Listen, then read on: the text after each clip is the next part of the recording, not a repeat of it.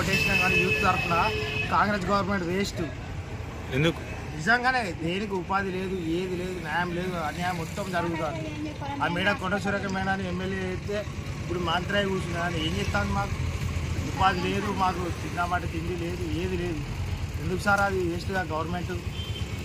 ఇప్పుడు ఈ కూలగొట్టిన ఎందుకు కూలగొడతాలని మీకు తెలుసా? అసలు మాకు తెలియదు సార్, ఎవరు నోటీస్ చేయలేదు, ఏం చేయలేదు సార్. కేసీఆర్ గవర్నమెంట్ ఉన్నప్పుడు అంతా కూడా మాకు ఏం జరగలేదు. కానీ ఈ కాంగ్రెస్ గవర్నమెంట్ గెలిపించింది మాకు వేస్ట్ అవుతారు.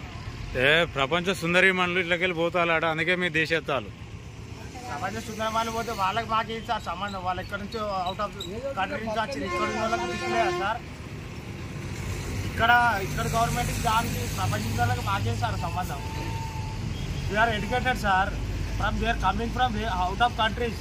అసలు దానికి మాకు సంబంధమే లేదు కదా సార్. అట్లా వాళ్ళు వచ్చినా మిమ్మల్ని తీసేస్తా అంటే మీకు ఎట్లున్నది? మరి వాళ్ళకి ఓటేసి గెలిపించుకోమని చెప్పారు సార్.